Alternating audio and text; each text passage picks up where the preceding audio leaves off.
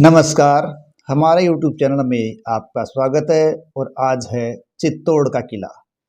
देखिए, राजस्थान का गौरव, गढ़ों का सिरमौर चित्तौड़गढ़ गंभीरी और बेड़स नदियों के संगम पर बना हुआ है और अरावली पर्वतमाला के समीप एक विशाल पर्वत पर बना है।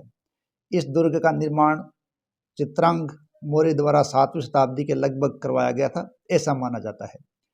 गुहिल वंशीय शासक थे बप्पा रावल। उन्होंने मौर्य शासकों से, जो कि उस समय मान मौर्य थे, उनसे 734 ईस्वी में चित्तौड़गढ़ का दुर्ग जीत लिया था। तभी से यह गुहिल शासकों के नियंत्रण में आ गया। इतिहास में चित्तौड़गढ़ का दुर्ग 3 प्रसिद्ध शासकों के लिए प्रसिद्ध है। तो देखते हैं पहला शाका। पहला शाका 1303 में अलाउद्दीन खिलजी और चित्तौड़ के राणा रतन सिंह के मध्य युद्ध से हुआ था। इस साके में रानी पद्मिनी ने जौहर किया। वीर गोरा और बादल वीर गति को प्राप्त हो गए थे। खिलजी ने जब यह दुर्ग प्राप्त कर लिया तो अपने पुत्र खिज्र खां के नाम पर इसका नाम खिजराबाद रख दिया और खिज्र खां को ही यहाँ नियुक्त कर दिया।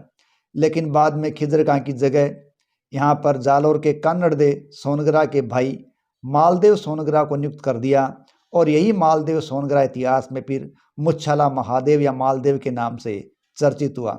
अलाउद्दीन खिलजी की मृत्यु के पश्चात गुहिल वंशीय हमीर सिसोदे ने सोनगरा चौहानों से यह चित्तौड़ जीत लिया और वहां पुनः गुहिल या सिसोदिया वंश को पुनर्स्थापित करने में कामयाब हो गया। कौन? हमीर सिसोदा। दूसरा शाका 1534 की बात है। गुजरात के शासक थे बहादुर शाह और उस समय मेवाड़ के शासक थे अल्प व महाराणा विक्रमादित्य।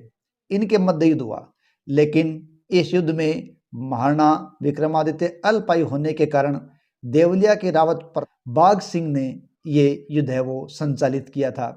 बाघ सिंह है वो पाड़नपोल दरवाजे के बाहर लड़ते हुए वीर गति को प्राप्त हो गए और यहीं पर इनकी स्मृति में एक चबूतरा बना हुआ है। और उस समय हाड़ी रानी कर्मावती और अन्य वीरांगनाओं ने जौहर किया था और इस प्रकार ये चित्तौड़ का दूसरा शाका था। हालांकि कर्मावती ने इस युद्ध से पहले हुमायूं को राखी भेजकर सहायता की मांग की थी, लेकिन हुमायूं समय पर नहीं आ पाया और शाका हो गया था। तीसरा शाका चित्तौड़ का तीसरा शाका 1567 में हुआ, जब मुगल बादशाह अकबर और राणा उदय सिंह के मध्य युद्ध हुआ था। इसमें वीर जैमल पत्ता और कल्ला राठौड़ दोनों ही वीरगति को प्राप्त हो गए थे।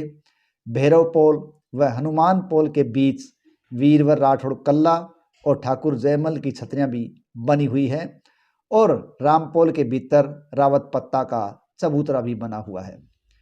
यही दुर्ग वीरता और बलिदान की घटनाओं के लिए पूरे इतिहास में या पूरे यूं के भारत में चर्चित है और इसी तरह का अपने ढंग का ये निराला दुर्ग है जो सुदृढ़ और घुमावदार प्राचीरों से घिरा हुआ है। 7 अभेद प्रवेश द्वार है, उन्नत और विशाल बुर्ज है। किले पर पहुंचने का टेढ़ा मेढ़ा और लंबा सर्पिल मार्ग इसे अलग ही अभेद दुर्ग बना देता है। महाराणा कुंभा ने इस दुर्ग का जीर्णोद्धार करवाया और इसे विचित्रकूट दुर्ग बना दिया था। साथ ही महाराणा कुंभा ने यहाँ रथ मार्ग और 7 प्रवेश द्वार भी बनवाए थे। यहाँ विजय स्तंभ, कुंभ श्याम मंदिर, मीराबाई का मंदिर, जैन कीर्ति स्तंभ, गोरा बादल महल और नवलखा बुर्ज है। ध्यान रहे यह नवलखा बुर्ज है वो दासी पुत्र बनवीर के द्वारा बनवाया गया था, जो भीतरी किला बनवाने के उद्देश्य से बनवाया गया था। वो नवलखा बुर्ज स्थित है। इसके अलावा श्रृंगार चौरी, भीमलत कुंड, चित्रांग मोरी तालाब आदि भी चित्तौड़गढ़ दुर्ग के अंदर दर्शनीय स्थलों के अंदर शामिल होते हैं।